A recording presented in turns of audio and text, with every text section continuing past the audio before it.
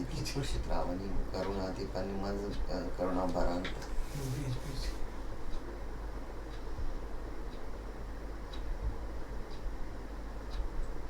याद करते हैं ना उनको, कोई बीमार है उसको याद करोगे तो मन में करना नहीं चाहते कि ठीक हो जाए। अंदर मस्त मची अपने मन की बात है, कितना हाँ मन मचू होता शुद्ध हो, संवेदनशील हो बना मगर आप तभी कहते हैं शांत चुप रह के थोड़ा विचार विजुअलाइज करो कि हॉस्पिटल में लोग बैठे हैं।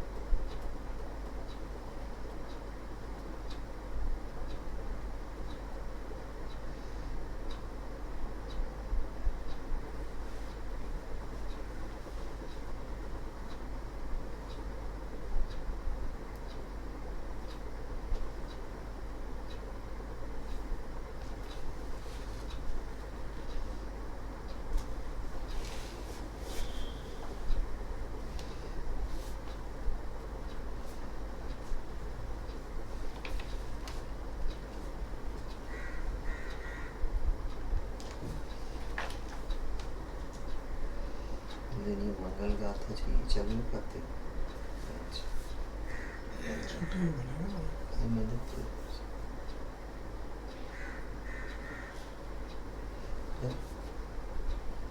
Evening chanting page 14 Hindi book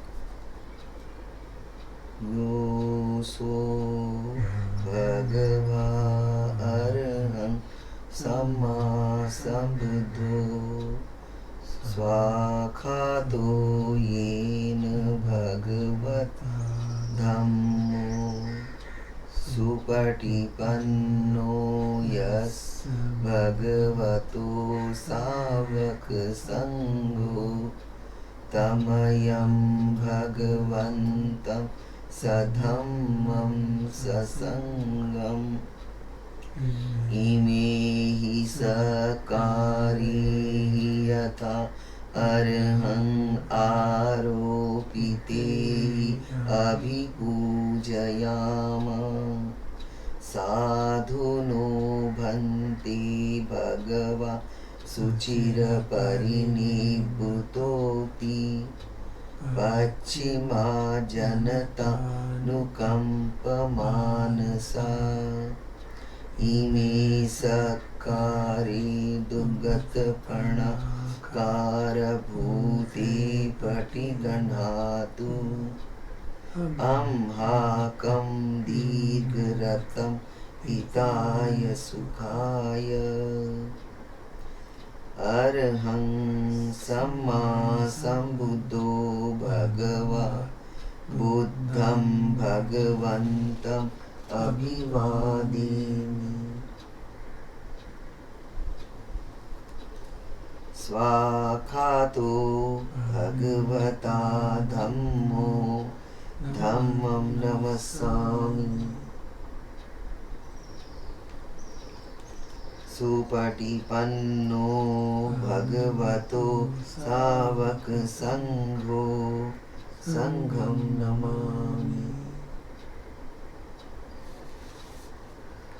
हन्दमयं बुद्धस्य भगवतो पुब्बभागनमकारं करोमसे नमो तस्य भगवतो अरहतो सम्मा सम्बुद्धस्य नमो तस्य भगवतो अरहतो सम्मा सम्बुद्धस्य नमो तस्य भगवतो अरहतो सम्मा सम्बुद्धस्य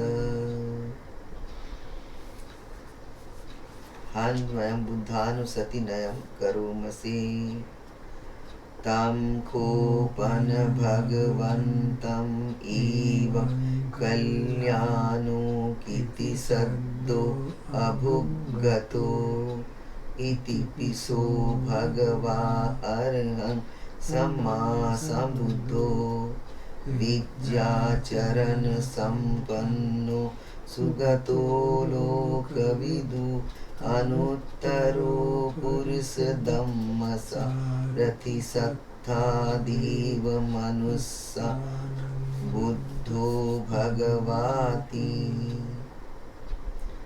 हन्मयं बुद्धाभिगीतिं करोमसे बुद्धवारहन्त वरता द्विगुणाभियुतो शुद्धाभिज्ञान करुणा इसमागततो बोधेसियो सुजनतं कमलं वसुरो वन्दामहं तमरणं शिरसा जिनेन्दं बुद्धो यो सब्बपाणिनं शरणं खेममुत्तमं पठमानुसतिष्ठानं वन्दामि तं शिरेणहं बुद्धस्सस्मि दासीव बुद्धो मे सामिकीश्वरो बुद्धसहं नियादीमि शरीरं जीवितं चिदम् वन्दन्तीहं चरिष्यामि बुद्धस्यैव सुबोधितं नास्ति मे शरणम् अन्यत् बुद्धो मे शरणं वरम् एतेन सच्चवज्जेन वढ्येयं सत्तु शासने बुद्धं मे वन्दमानाय यं पुण्यं पशुतम् इद सब्बेऽपि अन्तरायामि माहेषुं तत्तेव सा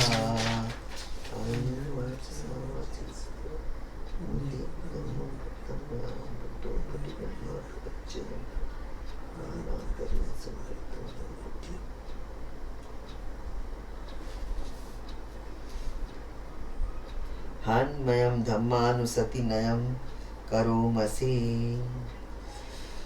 स्वाखातो भगवता धम्मो सन्दिट्ठिको अकालिको एहि पस्सिको ओपनैको पच्यत वेदितव्यो विन्योहीति हन्मयं धम्माभिगीतिं करोमसे स्वाखाततादिगुणयोगवस्विनसेयो यो मग्गपाकपरियतिविमोखभेदो धम्मो कुलोकपतन तदधारि धारी वन्दामहं तमरं वरधम्ममेतं धम्मो यो सब्बपाणिनं शरणं खेममुत्तमं द्वितीयानुसतिष्ठान वन्दामि तं शिरेणहं धम्मस्सस्मि दासीव धम्मो मे सामिकीश्वरो धम्मस्सहं नियादेमि शरीरं जीवितं चिदं वन्दन्तीहं चरिष्यामि धम्मस्यैव सुधम्मतम् नास्ति मे शरणम् अन्यं धम्मो मे शरणं वरम् एतेन सच्चवज्जेन वड्ढेयं सत्तु शासने धम्मं मे वन्दमानाय यं पुण्यं पशुतम् इध सभ्येऽपि अन्तरायामि माहेषुं तस्य तेजसा।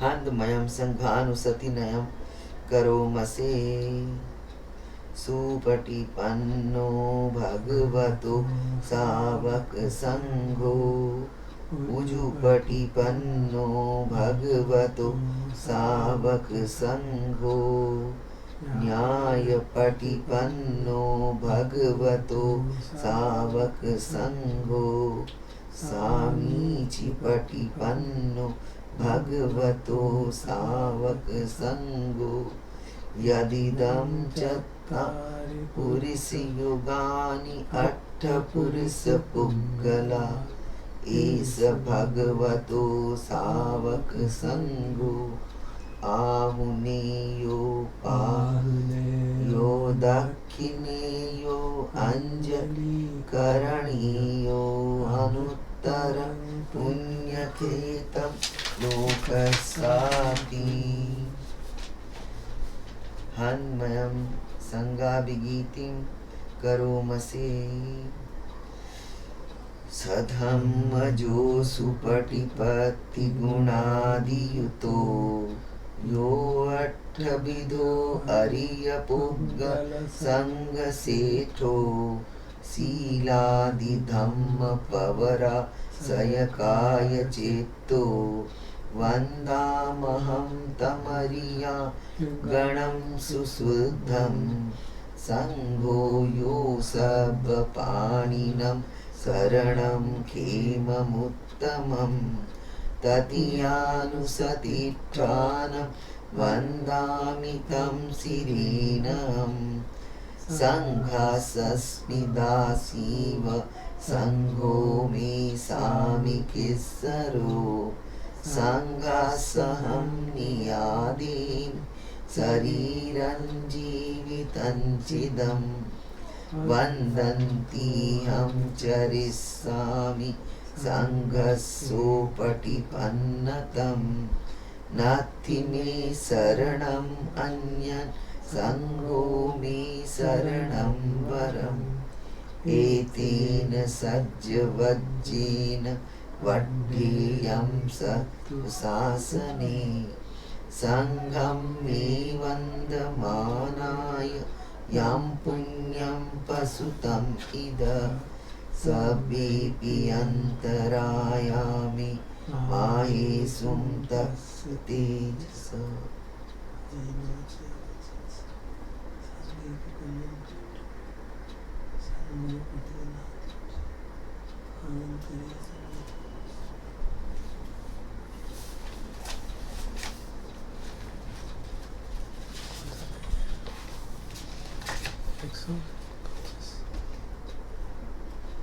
जय परित छोड़ो। अब पेज 134 जय परित सूत्र पढ़ेंगे। सूत्र चा जय परित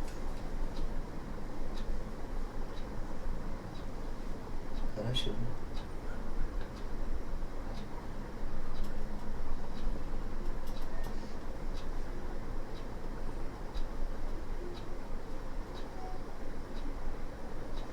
जय परितम महाकारुणिको नाथो हिताय सर्वपाणिनं पूरयित्वा पारमी सब्बा भक्तो सम्बोधिमुत्तमम् एतेन सज्जवज्जेन होतु ते जयमङ्गलम् जयन्तु बुधिया मूले सख्यानं नन्दिवर्धनो एवं त्वं विजयोतु जयस्सु जयमङ्गले अपराजितपर्लङ्के शीसे पठवी पोखरे अभिषेके सर्वबुद्धानम् अग्गपत्तोपमोदति सुनक्षत्रं सुमङ्गलं सुप्रभातं सुहुट्ठितं सुखनो समुहूर्तो च सुयठिं ब्रह्मचारिषु पदिक्खिनं कायकम्मं वाचाकम्मं पदिक्खिनं मनोकम्मं पणिधीते पदक्खनं पदक्खिनानि कत्मान लभन्ते ते पदक्खिणे.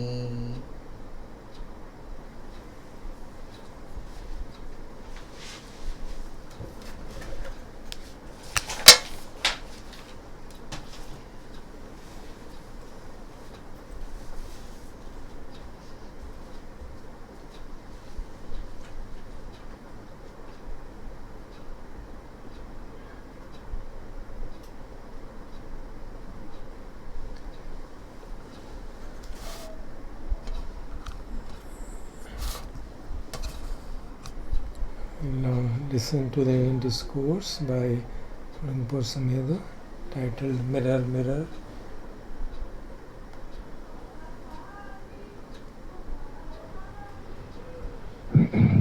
Namo tassa bhagavato arahato samma sambuddhassa. Namo tassa bhagavato arahato samma sambuddhassa. Namo tassa bhagavato arahato samma sambuddhassa.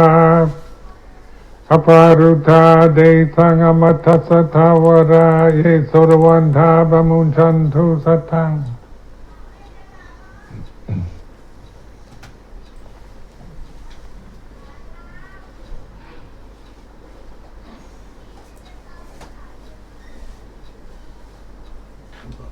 So this is the last evening of this retreat, and tomorrow we scatter, go back to our homes or to other places. So this is the way it is.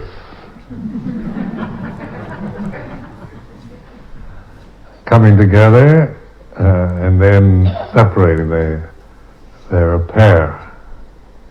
So something simple like this is always keep in mind. It's just reminding yourself of that on this conditioned level, meeting and separating, coming together and going apart. This is the way conditioned phenomena operates. Inhalation, exhalation, day and night, and so forth. So this, using this as a reflection over my monastic life. So applying it just to being aware of, wanting and not wanting. Birth and then death as a result of birth. Coming together means that eventually we'll separate. So in the monastic life we have a reflection that we have all that is mine, beloved and pleasing, will become otherwise, will become separated from me. When I first heard it, that's pretty depressing. All that is mine, beloved and pleasing, will become otherwise, will become separated from me. Because I could see my attitude was all that is mine, beloved and pleasing, I will keep forever. But that's not the way it is. That's the way one might want it, but that's not the way it is. So these are constant reminders of the way it is, the Dhamma.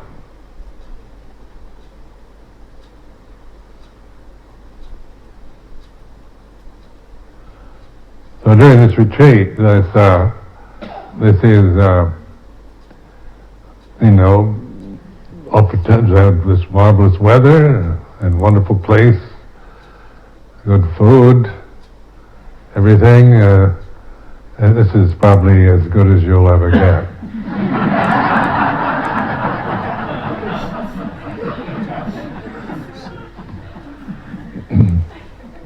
But you see, you can still suffer here.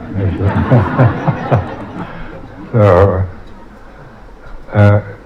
but also it is, we feel grateful for having such a place and opportunity, and even grateful to the devas that control the weather, because this is just the kind of weather that I ask for. And they don't always give me what I ask for.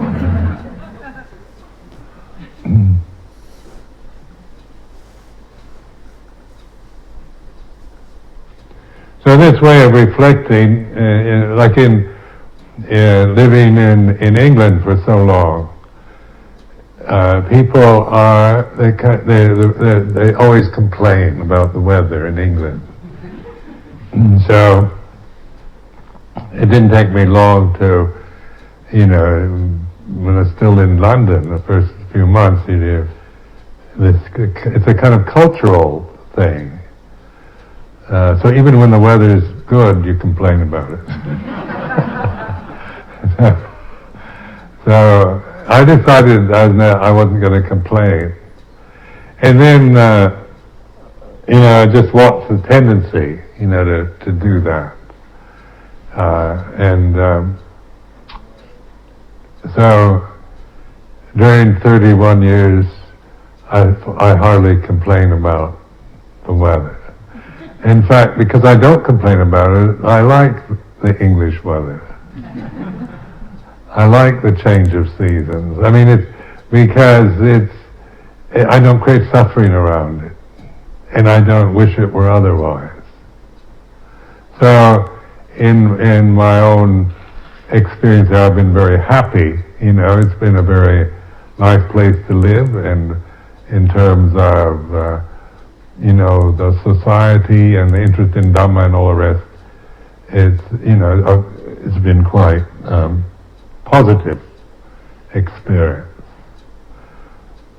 So this is just to see how we perceive ourselves, and how we, our own habits, like the complaining mind is, when you spend 4 years in the military, you complain all the time. I was 4 years in the Navy, and after 4 years, I was conditioned seasoned complainer. And so they call it bitching. And so wherever you are, whatever's happening, you bitch about it, and you grumble, and you blame.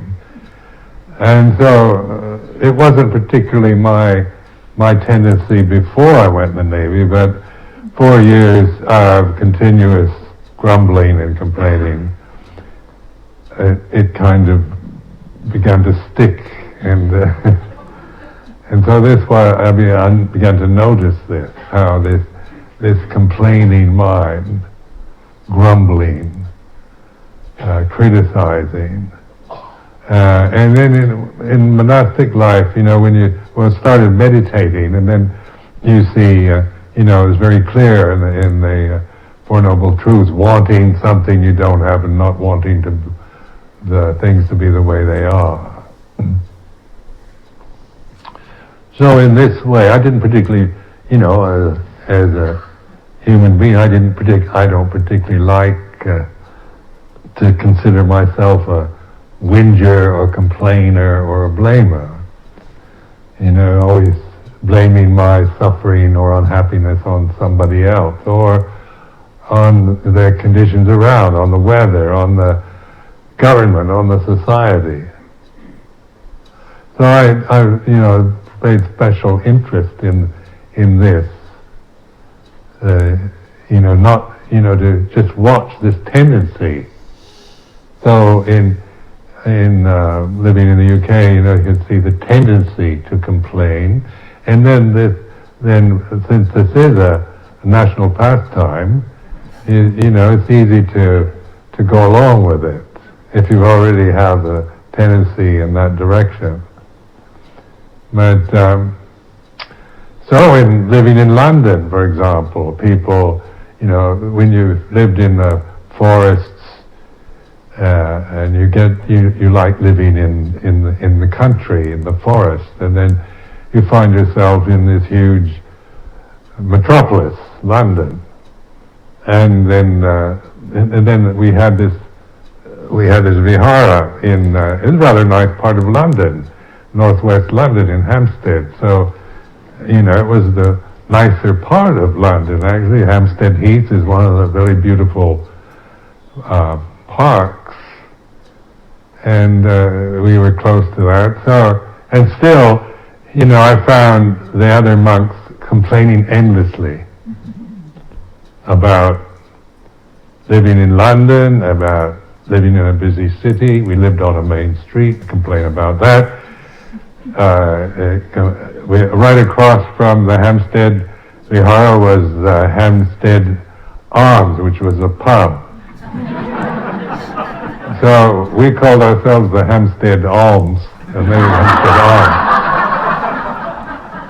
A kind of complementary team.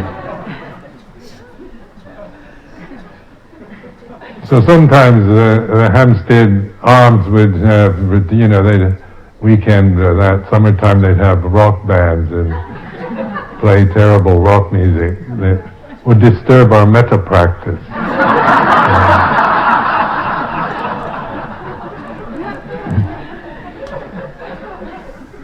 So, I mean, this is a way to see the absurdity of, shut up, I'm practicing metta, is how ridiculous we can be in our taking ourselves seriously and in how we see meditation practice.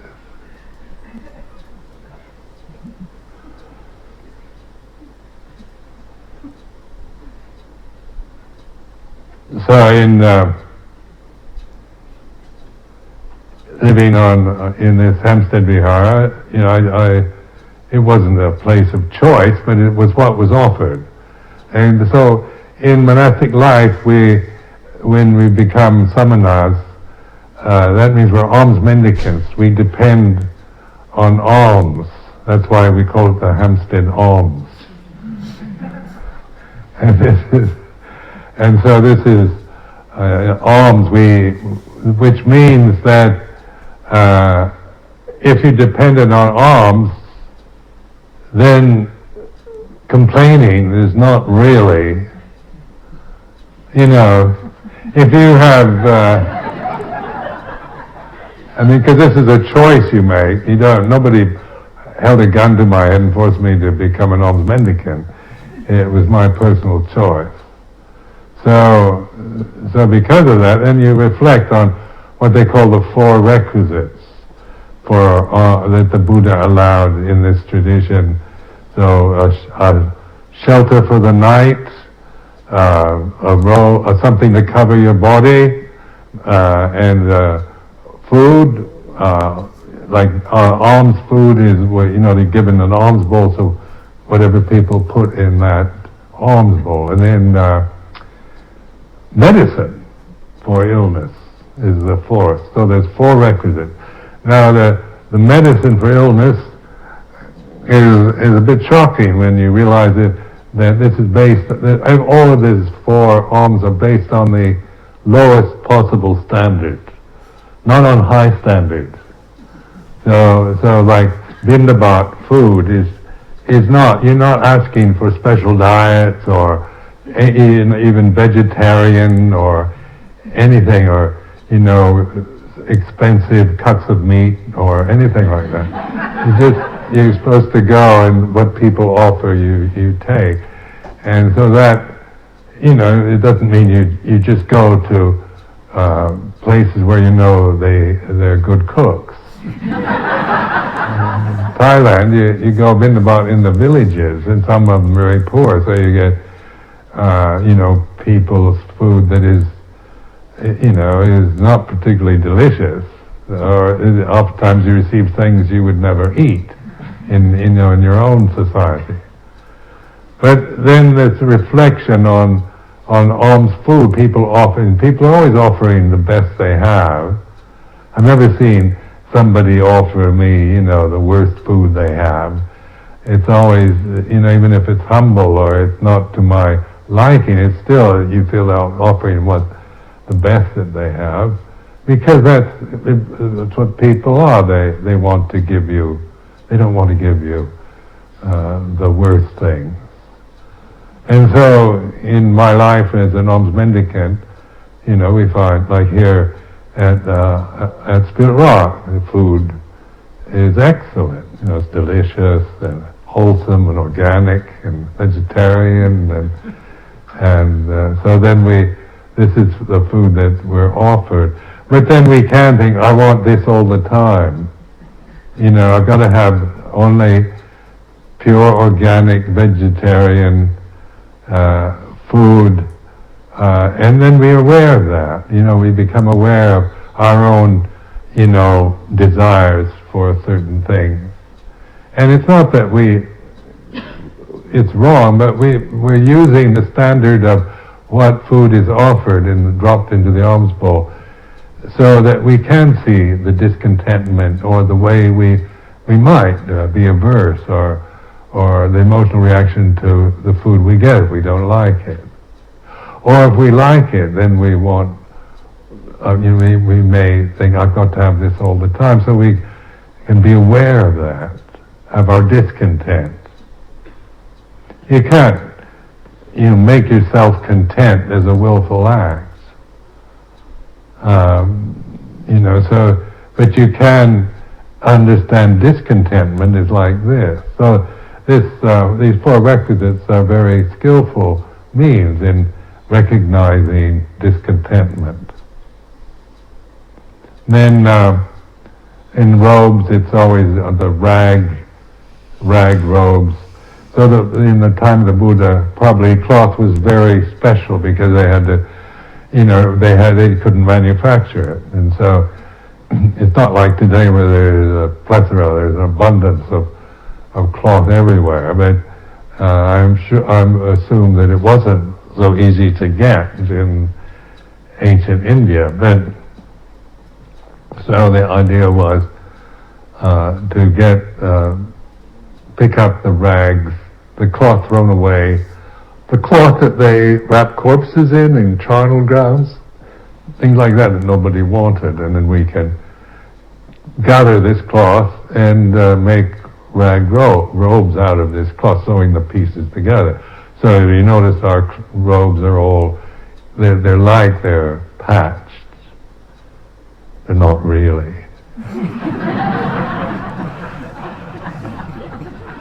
Because you don't have to do that, because people are always offering very nice textiles to us. So this brings us gratitude, sense of because our life is based on the goodness of others, kindness of others, thoughtfulness of others, rather than on my own wishes and ideals. And so then this also in a shelter for the night. Like here we've had they give me a very nice room in the Metta house. And so this is shelter for the night, and reflect on that, so that it's not something, that I can see any attachment I might form around it. It helps reflect that. It doesn't mean I never attach to any place, but because of this reflectiveness of the requisites, I can begin to be aware of attaching, of thinking, of holding on, or possessive attitudes towards kutis or places that one lives in. Just to see that, we're not trying to if you're living in a nice place, and you say, I have to give it up because I'm too attached, that's another Sakyaditi problem. It's just to recognize, you say, then life changes and flows and moves, and we find ourselves adaptable to the existing conditions. And the medicine is based on fermented cow's urine, and I've never had to use that. So there's always something better than that offered. So this is, and this creates this sense of gratitude and contentment. Now, gratitude and contentment are states of mind that are very conducive to enlightenment, to seeing things, towards mindfulness and understanding.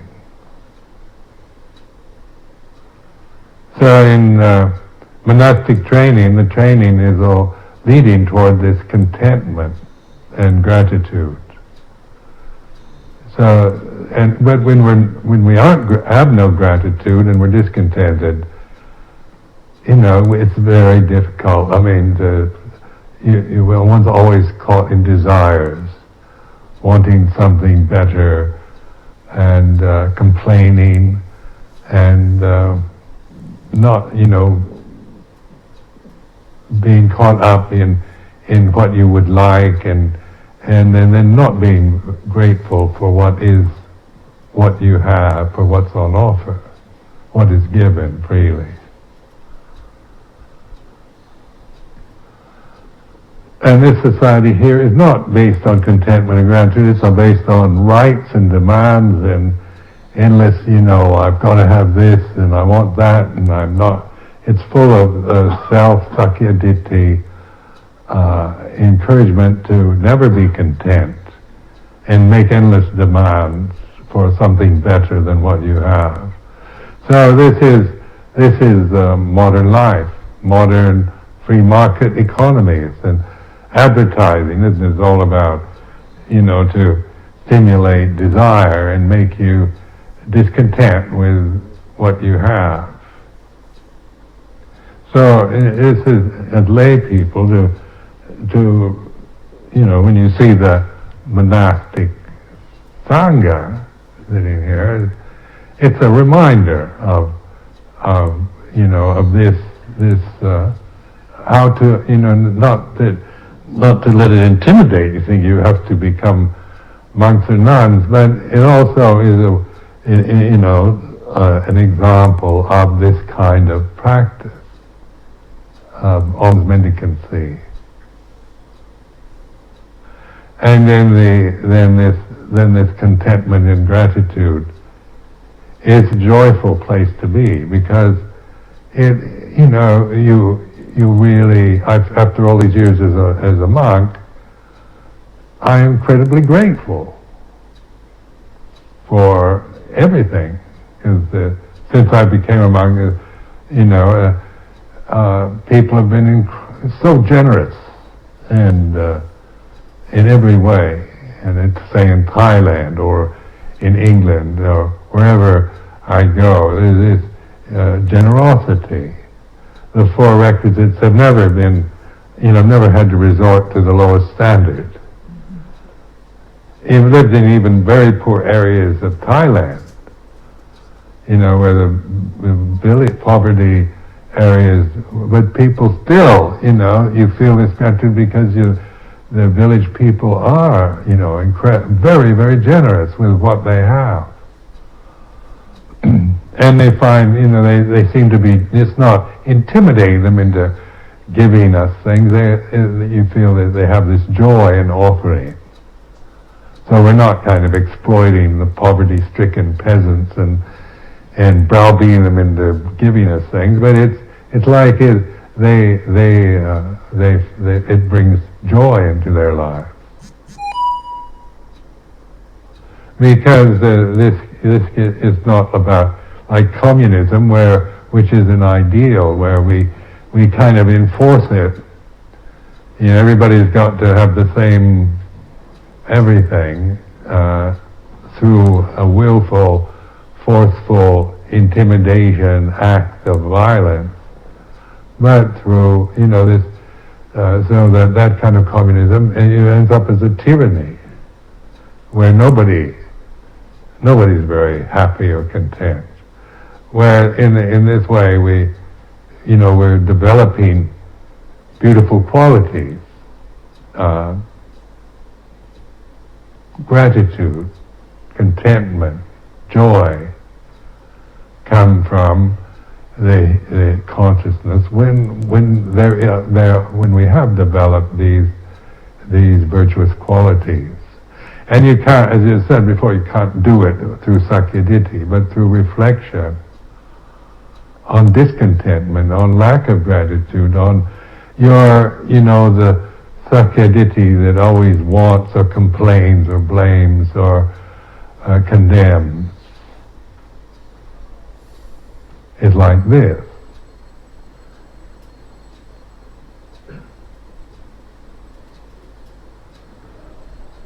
So it is a totally different take on life than, say, the worldly life, which is success, attainment, achievement, getting better and better, always demanding things and trying to improve, and then blaming when you don't get what you want, complaining because you don't get enough of what you're expecting, and so no matter how generous a government might be, it's still not enough.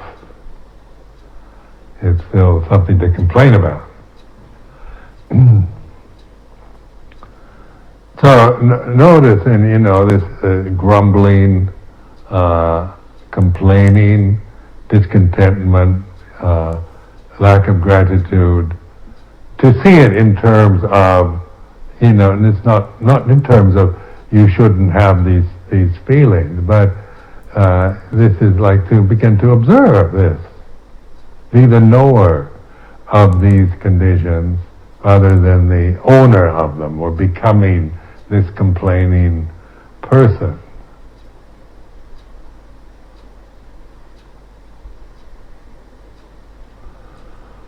So it's humbling, because in order to fulfill this, we do have to let go of a lot of very strong and very dear attachments.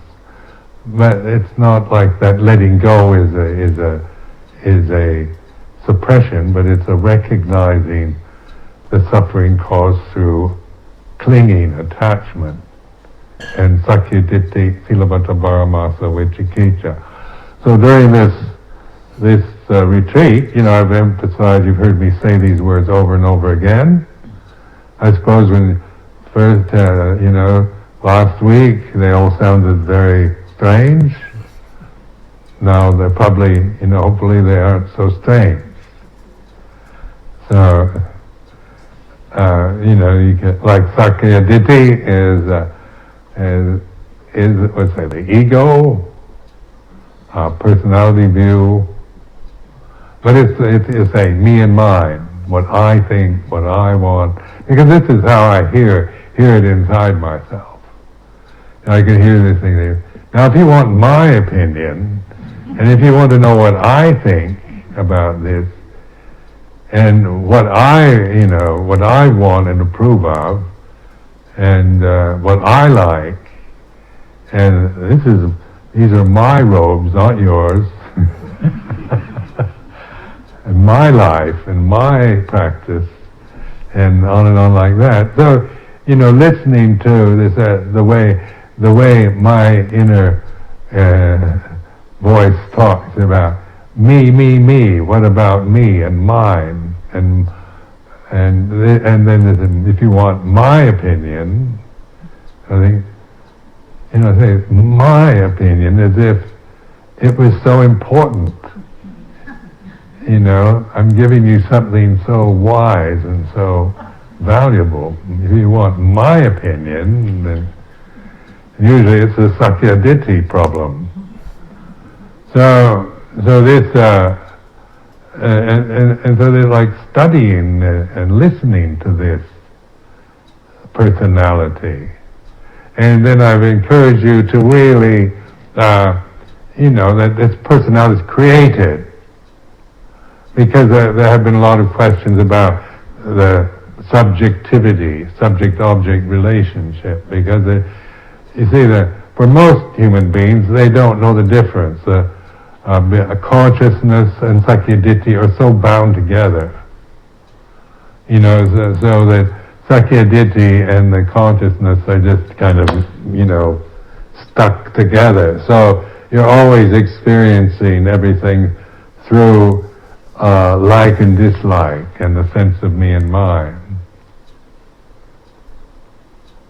So in this, when we talk about reflection or sati sampachanya, this is a way of beginning to discern the difference between consciousness is the knowing of Sakyaditi.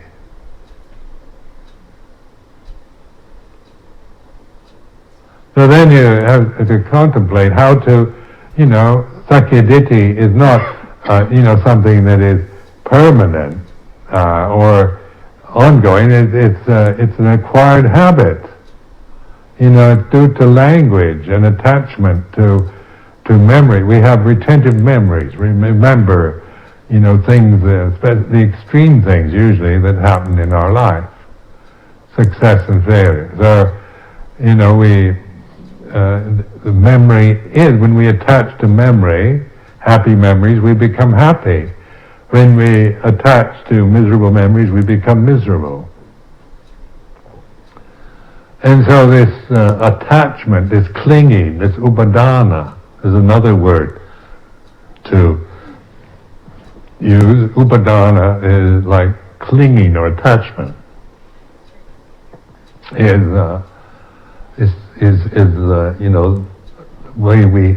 means identity, becoming this person, this dislike, this discontentment, this ingratitude, this complainer. So then the thing is with Sakyaditi is you can criticize yourself for having Sakyaditi. You see, so because then you make an idea, I should be free from clinging and pride, and I should be humble, and I shouldn't be selfish.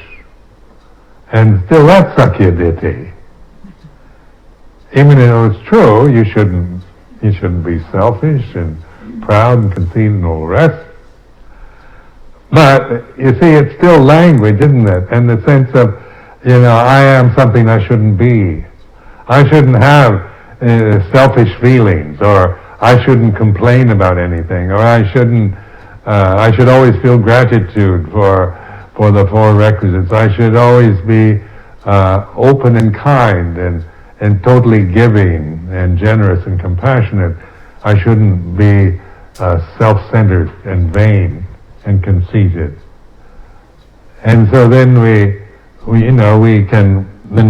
criticize ourselves when we have a selfish thought or a vain thought. Oh, there I go again, I'm so proud, or I'm so vain, and that's still Sakyaditi. So you can't get out of this habit through analysis or thinking, because you just go around with it. You start complaining about yourself. So the thing is to, whatever way you are, whatever kind of character or habit tendencies you have, it's not a matter of criticizing them or, saying that they're good or bad or how you would like to be, but being the knowing, the observer of thinking, of memory, of the personality that you're experiencing now. So that's what I've been emphasizing over and over again, this first better, because this is really the way out of that is not through trying to get rid of pride and conceit and that, but by understanding the causes of it. And that's not through self views, but through recognizing the value of awareness, in which there's consciousness, because you don't create that, but you can be aware of what you're thinking, what you're feeling. It's like this, and it's not. And to emphasize the difference between discerning and criticism. The critical mind is the thinking mind. It will always, so its nature's to say what's right and wrong, good and bad. The discerning is non-judgmental. It knows this is the way it is. The conditions are like this. Sakya Ditti, the sense of me and mine, is like this. It's not saying it's bad, or that you shouldn't have this thought or feeling. It's just noticing, it's discerning. Conditioned phenomena is like this, anicca, dukkha, anatta. You see, so more and more you're finding that this consciousness, this state of being a human individual, means that you actually, this consciousness, you're experiencing it from this point, which is, that your body, and then you're experiencing universal consciousness from this mortal condition, this body. So then your relationship to conditioned phenomena is discerning it, so that you're not, creating delusions around what you see, hear, smell, taste, touch, about memory or thought or any of the rest. You're able to function in a better way because you're not distorting consciousness through ignorance. You're actually enlightening consciousness. Consciousness is light. So it's beginning to recognize this light, inner light, consciousness, and the kind of dramas that are seen through this. So you can discern the difference between consciousness and self-personality. Now I know you can do this because I can do it. And if I can do it, I'm sure you could do it even better. So,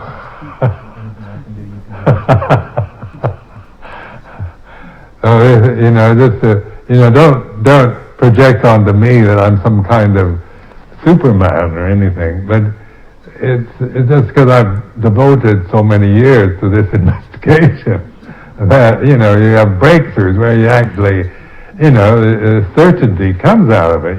This is true, and it's not because of Sakya Ditti, I'm trying to convince myself that what I think and feel is right, but because that sense of me being anything at all is seen from this awareness, discerned. Now, one of the problems in this is somebody talking to this afternoon about that there's a lot of things that we don't like about ourselves. Habits and thoughts and that as critical as we can be of others, we're usually even more so about ourselves. So this critical function of thinking goes inward, because you just, things you don't like, and you don't want to know, and you don't want to see. And maybe you spend your life so far that, can't be bothered with that, rejecting, and it becomes automatic. As soon as it starts entering consciousness, it's not even intentional anymore, it's just habitual. So that's where, the metta practice enabled, to invite in what you don't like and don't want. Suddenly you're willing to experience foolishness or stupidity or dullness or selfishness or conceit. If you like to think you're a humble person, then you want to be humble. Then when you start thinking vain and conceited thoughts, you just shudder and you reject it. But why come in? Be totally vain, but listen to it. Mirror, mirror on the wall, who is the most beautiful of all? And the mirror says, Ajahn Sumedho is.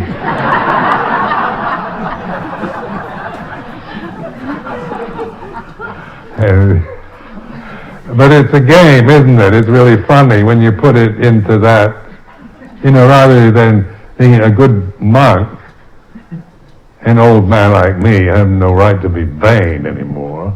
What do I care what I look like? And but because ideally, that's true. But I mean, it's not like one sakyaditi, idealizing monasticism and wanting to not be vain or conceited. Like we're talking about how the problem of I'm humbler than you are, Uriah Heep. I'm more humble than anyone else in this room. The thing unique about me is that I'm the most humble person in the whole world. And this is me making fun of it, but sometimes our pretensions are that absurd. We find aversion to conceit and arrogance and vanity in others, and then when we see it in ourselves, we just we reject it and feel guilty about it. But no, really explore it, so that you know what being conceited, thinking you're better than everyone else, or humbler than everyone else, or that you're, just listen. So you begin to see the humor in it too. It's that funny, if you're willing to play around with it. So you can be arrogant and nasty and prejudiced and vain and stupid and all that, but your aim is not towards judgment or identity, but towards the clearing, this sense of sakyaditi like this. So a kind of altruistic sakyaditi is wanting to be perfect and then hating yourself for everything that doesn't fit into that category, which is most of your life.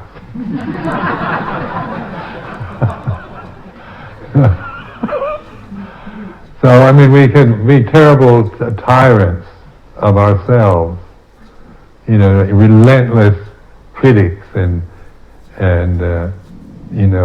condemners and nags, nagging ourselves. There you go again, saying that stupid thing. There you did it again, and you see this inner nag. There you did it again. So making it play, by making it conscious, my relationship to it is knowing and listening, not judging. But in this way, I found then I can actually, the clarity and the precision of the difference between conscious awareness and sakyaditi. It's so obviously clear that there's no doubt about it.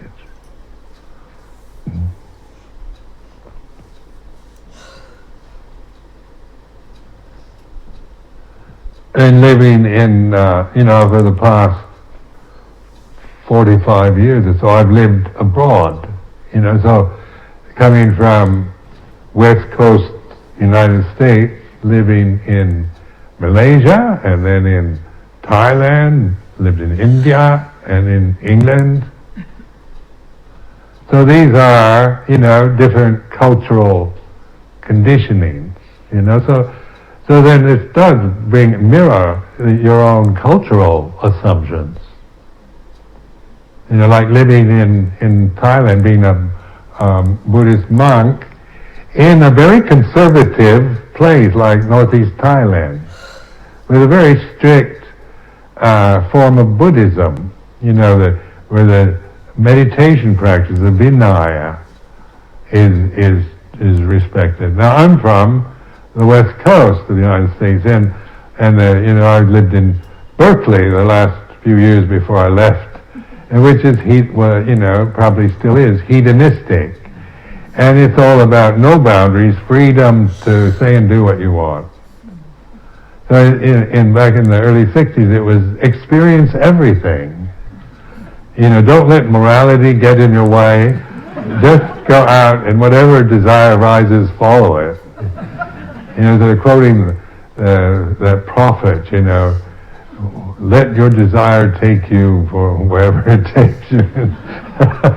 So it's justified, doing anything you felt like, following every impulse. Which when you're young can be quite exciting, break out of the moral rigidity of Christian, the very dualistic Christianity, and given the freedom to experiment, try everything, enjoy, have a good time. Life is a banquet. And so only the suckers are starving. That was another theme of that time. Life is just a banquet, enjoy it. And so this is, that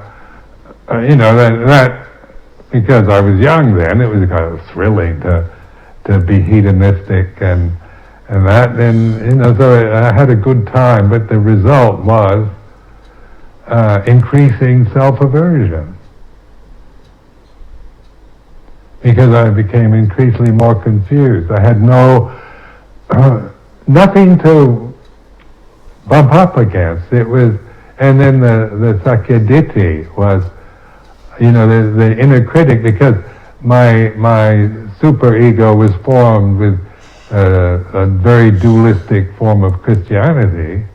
It was, it would bring a lot of criticism and guilt.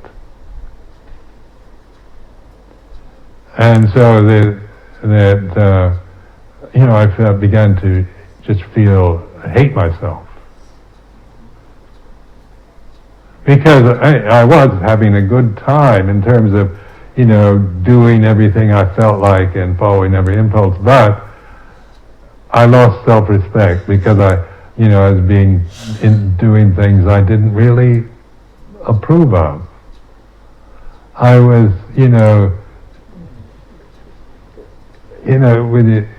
when you follow impulses without any guidelines, and you end up doing all kinds of things you don't like or don't want to do in the name of freedom and experiment and find out. So this led to lack of self-respect, guilt, and I remember one morning waking up. I had lived in this apartment in Berkeley, and the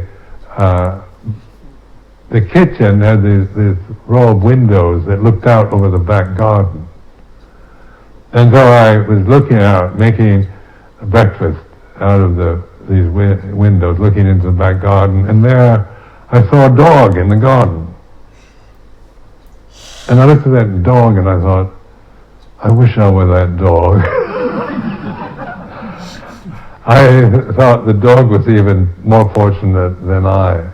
I thought, this is really, something wrong here. But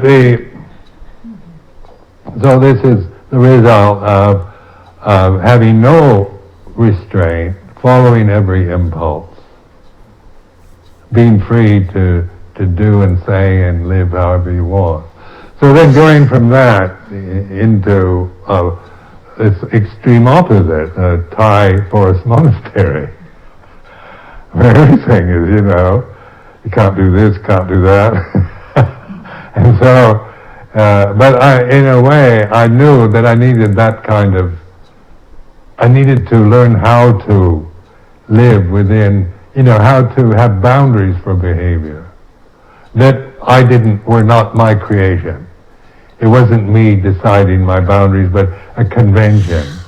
like the Vinaya that the Buddha established. How to live within that convention. And because I did sense, I had insight the first year when I was a samanera, that this is exactly what I needed to learn.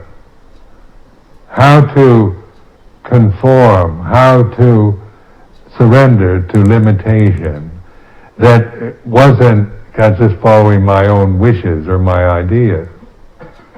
So then I deliberately chose Luang Por Chah, and because I knew that this is, he was very strict with this kind of training.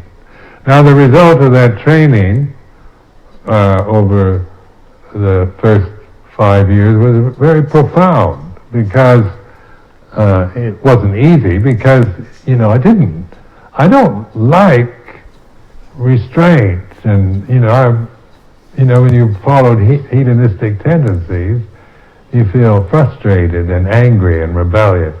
But because of the way Luang Por Chah taught, I was able to be aware of this,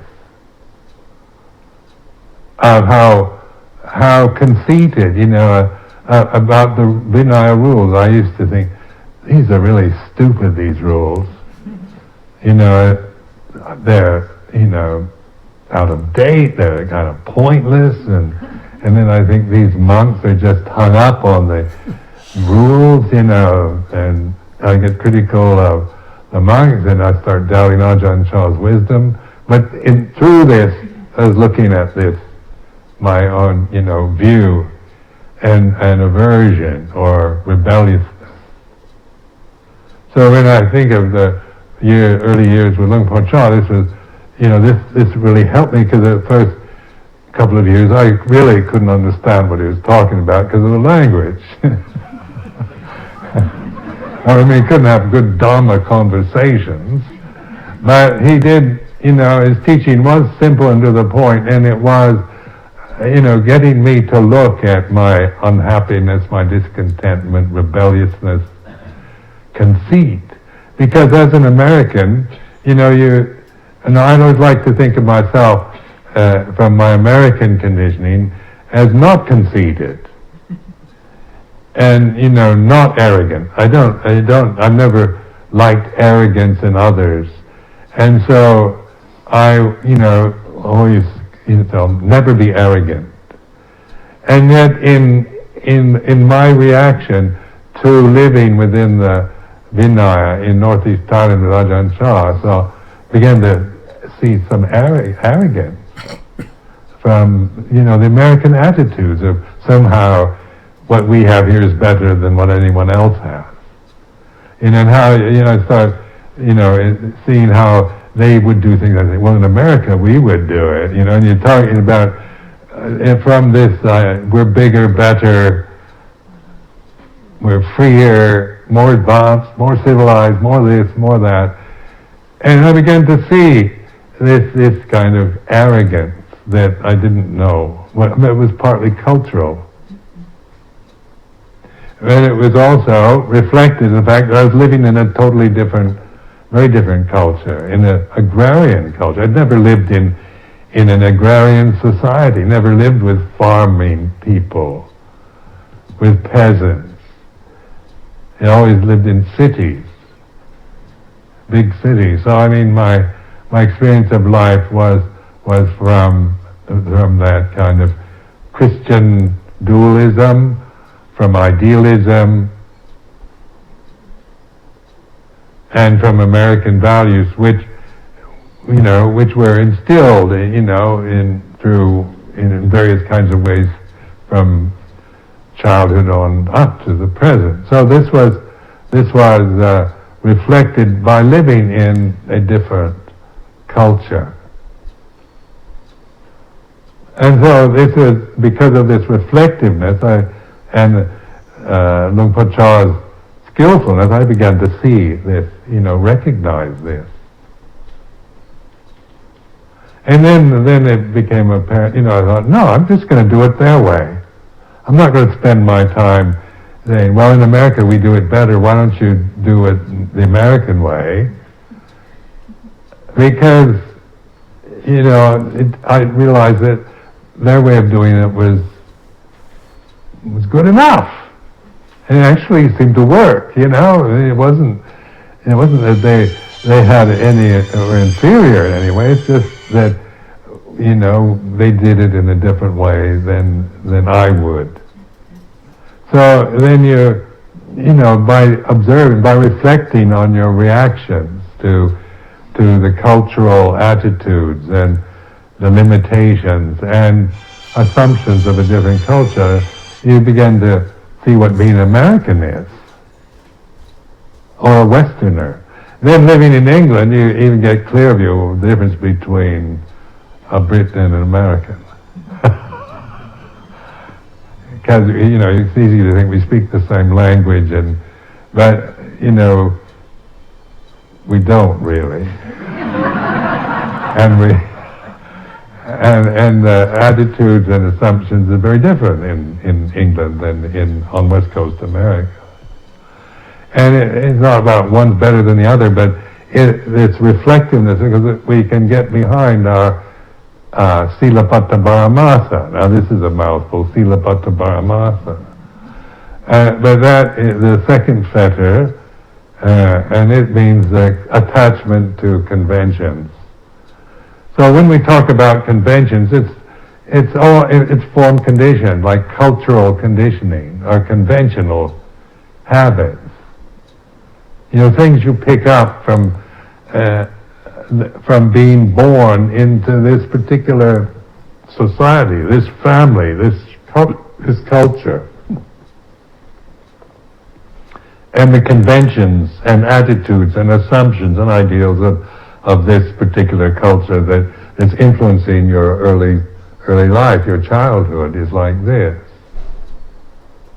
So that means to see, I get that awareness of Silapata Paramasa is this mindfulness. It's not judging, it's not saying one is better, or you can, you start thinking Thai culture is better. And you get a feeling for the Thai way, and you begin, Thailand's a very pleasant country to live in. So you start criticizing America by comparing it to Thailand. Now that's still Sakya Ditti. So it's like it's not about criticism, but discerning. And so a lot of Silapata Paramasa, or clinging to conventions, is attitudes, assumptions that we have that are from cultural influences. And you start noticing they're like this. And attitudes towards race, or men and women, or politics, or whatever is like this. And because in England, you've got all our monasteries are very international. You don't have just European. You have Asians, and then you have from Australia and from States and all over the place, and then from Russia and Italy and all those European countries. And in England, they don't like to, don't say that Britain is a part of Europe when you go. They don't like to feel that they belong to Europe, even though they do. But this is cultural, isn't it? This is a cultural feeling that I don't have. I don't feel glad to belong to Europe. I don't have that same attitude about the European continent that the English have, because it wasn't a part of my cultural conditioning. So in this way of awareness, it's discerning, it's observing, And so we observe these feelings and assumptions and prejudices and attitudes are like this. And then through that, when we have metta for all of them, so this embracing acceptance, let them be what they are, and then you're actually observing their presence and then their absence, because they are anicca dukkha anatta every time. And in doing that, then you're not making karmic connections to them anymore. You're not reinforcing cultural habits or prejudices or assumptions. You're actually able to resolve karmic tendencies, habits through awareness, not through trying to get rid of anything, but through understanding.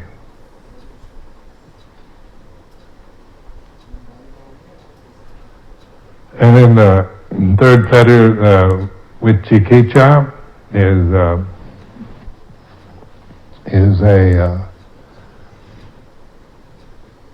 funny sound, isn't it? Like I said, somebody's like when you pet the cat, go vicikicca, vicikicca.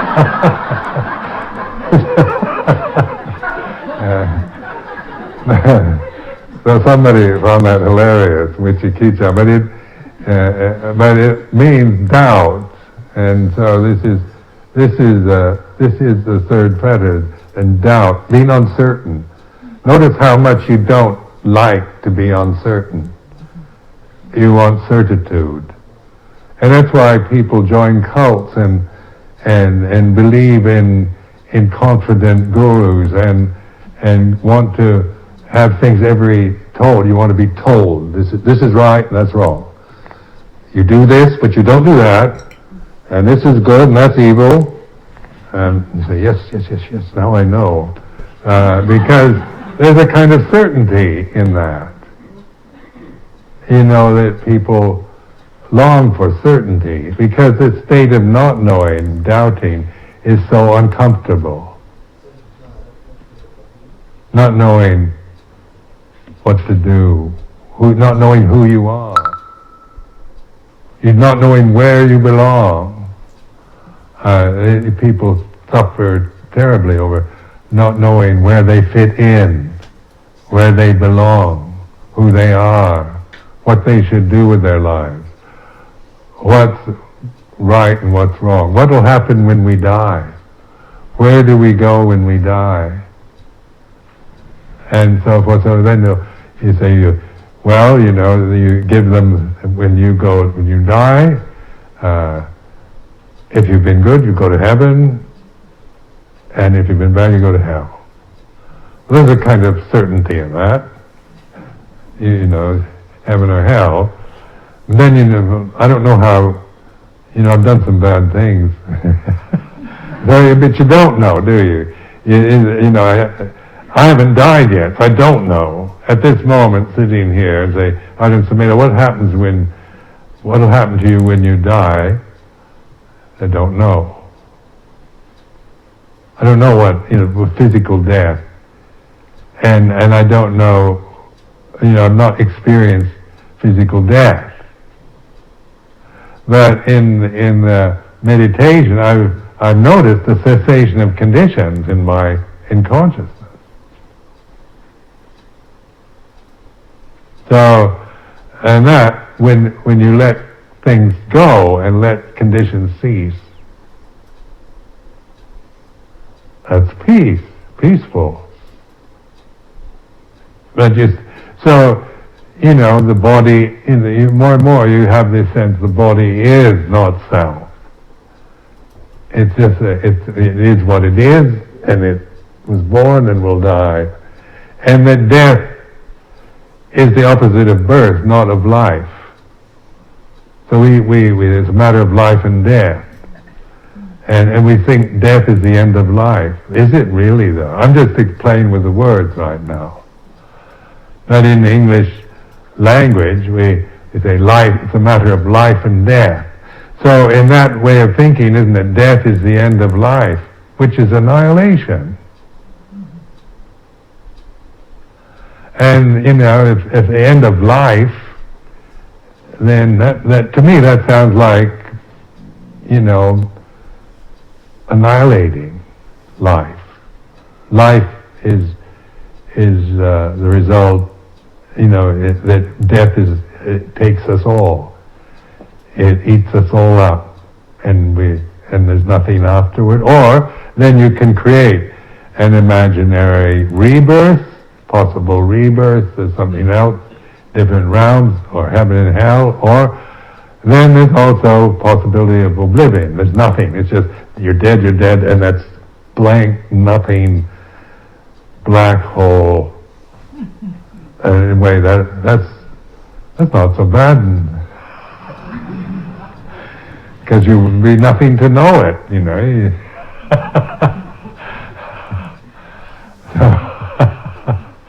So why people find oblivion so appalling. I think, oh, quite nice actually, but because there'd be nothing left to know anything. So you just, whether you're black hole or not, who'd know what was happening? But but this way of exploring, investigating experience is you're really, like when I say the gate to the deathless is open. This word deathless is an interesting word. Amara, Ajahn Amaro, Amara, or Amaravati. Is it, what is it? And then I say, what is it now, the deathless now? Not just some metaphysical abstract concept that you believe in. But everything about Dhamma is about here and now. So you always bring it to the present. What is the deathless here and now? Now this is an inquiring question. But I can't tell you. It's not. But as you explore this question, you recognize that this awareness, more and more you understand you recognize the value of awareness as the gate to the deathless. Because anything else is created in some way or another. Happiness, suffering, heaven, hell. Doubt is, will I go to heaven? What happens when I die? All this leads to don't know. Well then, tell me, Ajahn Sumedho, and I'll believe anything you say. Though you're willing to believe, but even though you believe what I say, you still don't know. You just believe what Ajahn Sumedho says. And that might give you a kind of illusory certainty that you find company. But then it's always possible to start doubting again when you think, well, I don't know if he really knows or not. I met this other guru who said Ajahn Sumedho doesn't know anything from.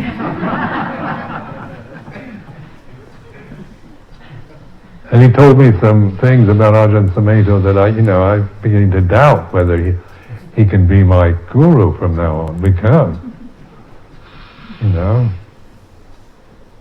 disappointing. Then you have to look for another guru that will give you that certainty again. So people, they just become cynical and angry.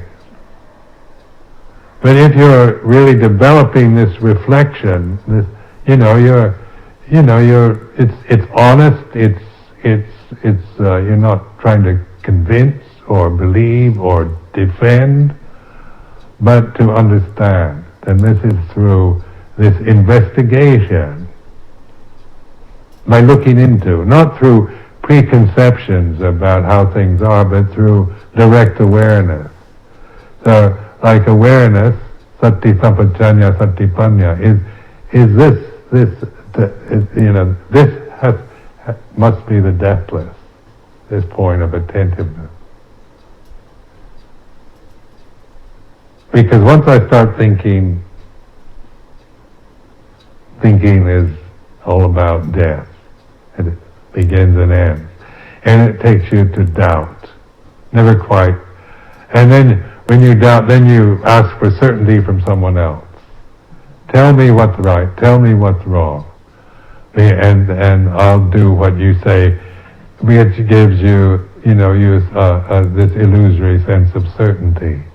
Because doubt can be very, frightening for us. And so this point of awareness is like not knowing. There's a Korean master that teaches don't know mind. It has mantra, don't know mind. And that's a good one. Because don't know is like, because we want to know. And that not knowing is like this. What happens when you die, don't know is like this. Because then the thinking actually stops. And this feeling of doubt, insecurity is like this. So you're observing this feeling of not being sure, not knowing, insecurity is like this. And that knowing, you find the deathless reality in awareness, not in believing in any ideal conditions or what others tell you or scriptures, suttas, Bibles, but you know in a direct way. So it's like that's an enlightening, awake, aware, knowing, seeing for Vajjatang, to be experienced individually by the wise. It's no longer I think and the teacher says, the teacher told me. It's a insight. It's what they call jnana dasana in Pali. It's a knowing and understanding that isn't based on grasping ideas, concepts, or beliefs. Now, in this way, I encourage you to reflect on what I've been saying, not to believe it, but it's an encouragement to help you to have more confidence in your own awareness of life, and not to be afraid of your, what might happen, or being endlessly caught up in believing what you're thinking and your critical mind, but seeing it, observing, learning from it, that it is a condition that you can observe. And if you can observe it as a condition without judging it, then it's not a self, it is a habit, a way of thinking, attitude that you see now in terms of Dhamma rather than believing in it or suppressing it. So I offer this for your reflection.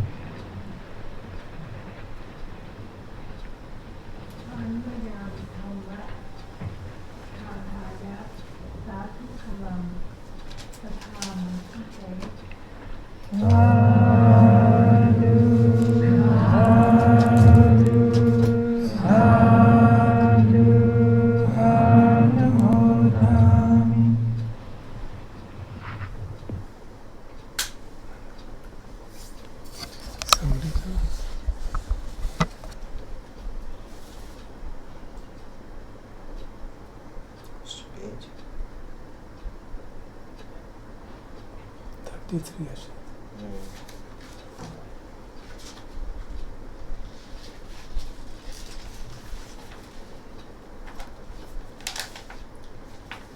ब्रह्म विहार की साधना page 33। आज केवल हिंदी का ही अनुवाद पढ़ेंगे। आए हम चारों असीम गुणों को प्रकाशमान करें। मैं एक दिशा को मैत्री चित्त से व्याप्त कर विहार करती हूँ। इसी प्रकार दूसरी, इसी प्रकार तीसरी, इसी प्रकार चौथी। ऐसे ही ऊपर और नीचे, आड़े तिरछे, चारों ओर, सर्वत्र, अपने को एवं सबको, सभी लोगों को मैं विपुल, महान, असीम, निर्वैर, द्वेष रहित, मैत्री संपन्न चित्त से व्याप्त कर विहार करती हूँ। Let us practice for some time.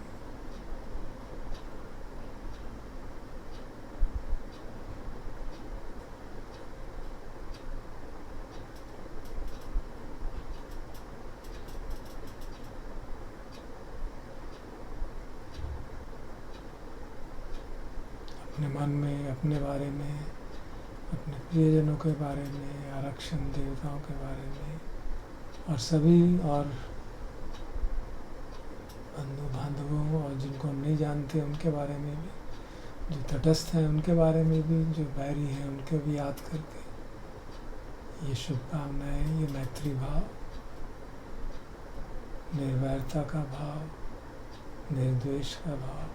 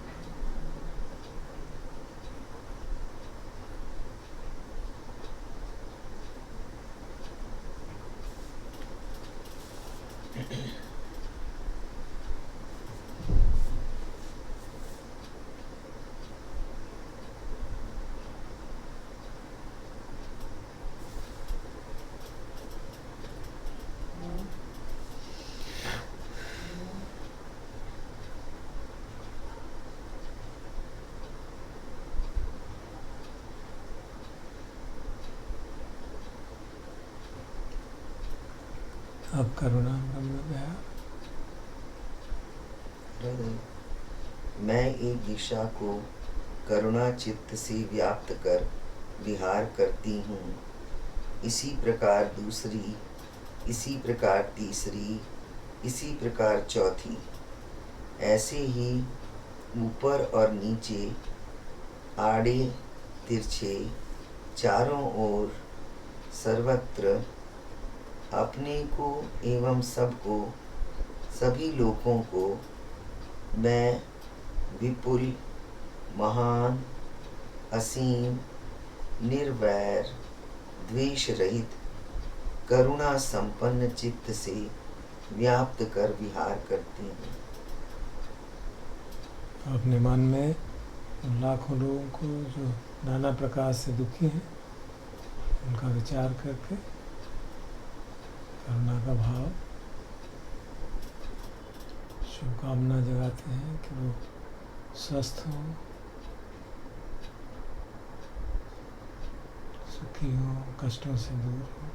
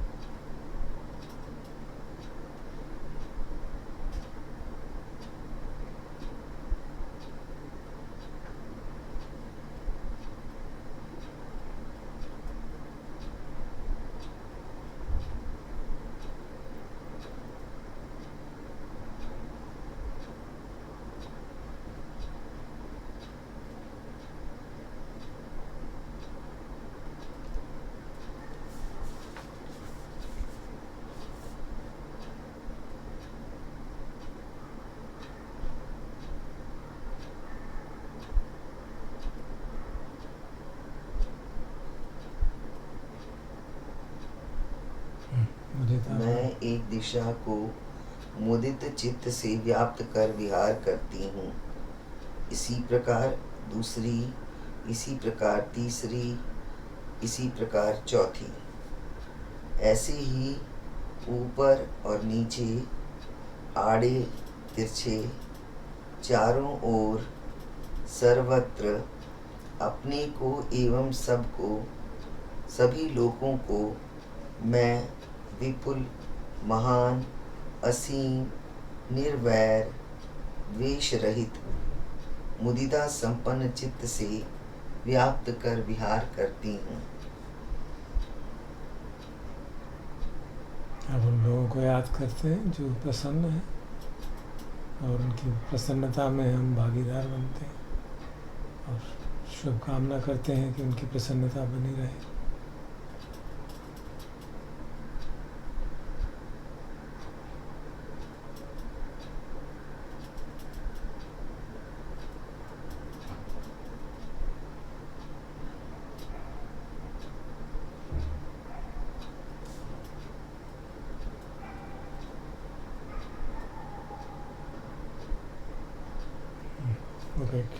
मैं एक दिशा को उपेक्षा चित्त से व्याप्त कर विहार करती हूँ।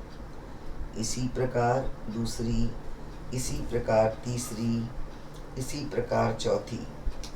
ऐसे ही ऊपर और नीचे, आड़े तिरछे, चारों ओर, सर्वत्र, अपने को एवं सबको, सभी लोगों को मैं विपुल, महान, असीम, निर्वैर, द्वेष रहित, उपेक्षा संपन्न चित्त से व्याप्त कर विहार करती हूँ।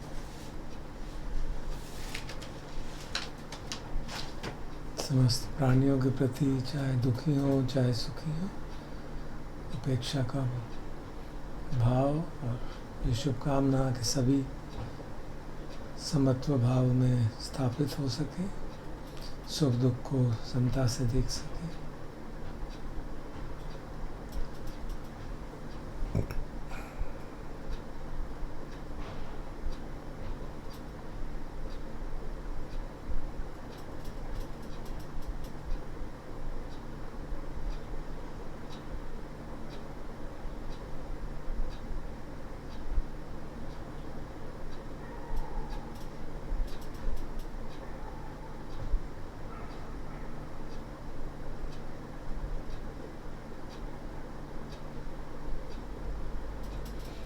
इसके लिए बहुत आवश्यक कि हमारी दृष्टि सम्यक हो, हम ठीक से देखें, हम चीज़ों को जैसी हैं वैसे ही देखें, गलत ना देखें, गलत नज़रिए से ना देखें। तो अंत में वो शुभकामना भी करते हैं कि सभी सुखी रहें। सर्वे सत्ता सुखी होन्तु, सर्वे होन्तु सुखिनो, सर्वे भद्राणि पश्यन्तु, मा किञ्चित् पापमागम, मा किञ्चित् शोकमागमात्, मा किञ्चित् दुःखमागमात्।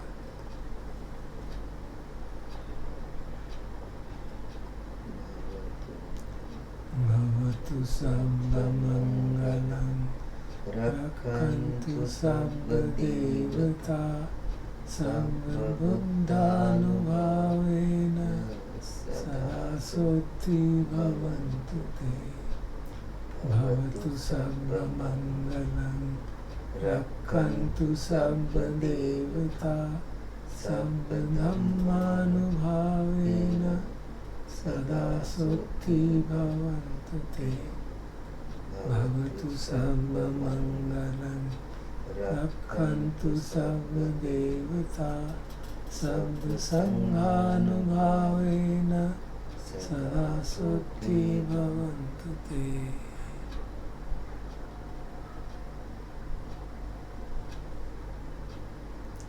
अरहं सम्मा सम्बुद्धो भगवा बुद्धं भगवन्तं अभिवादे। स्वाखातो भगवता धम्मो धम्मं नमस्सामि सुपटिपन्नो भगवतो सावक संघो संघं नमामि